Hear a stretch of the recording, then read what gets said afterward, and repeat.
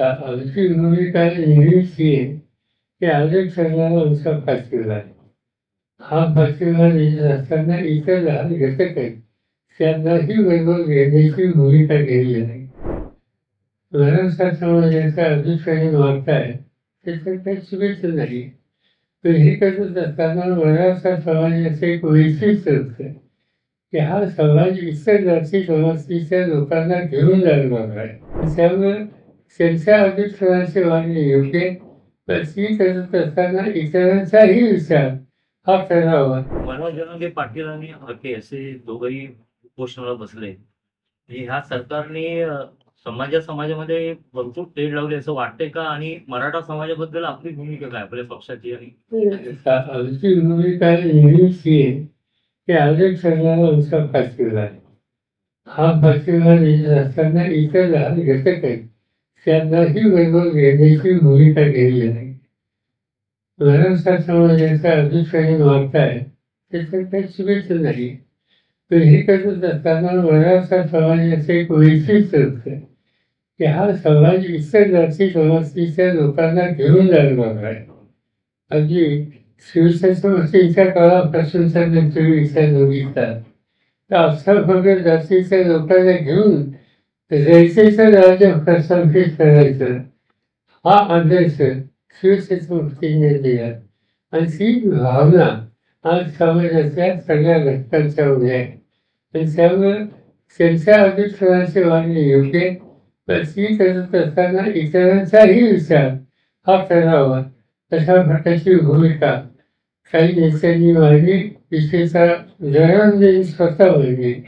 ते सांगितले की मुस्लिम, धनगर, लिंगायत अशी काही समाज असतात त्यांना बरोबर घ्यावं, त्यांच्या हिताचा विचार करावा अशी मांडणी केली.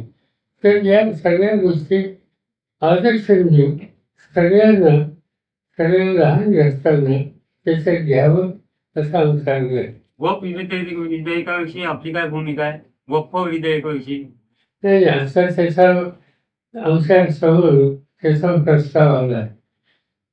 तो घाईघाईला पास करण्याचा प्रयत्न केंद्र सरकारचा होता. ज्यावेळी तो प्रस्ताव आला त्यावेळेला राष्ट्रवादी काँग्रेस पक्षाच्या त्या सभागृहाच्या सदस्य सुप्रिया सुळे यांनी त्याला सक्त विरोध केला. रोजगार नाही घाईघाईने मंजूर करण्याच्या पद्धतीला.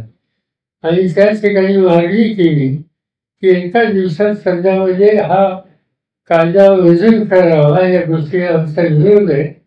सर्व पक्षे कमिटी नेमा.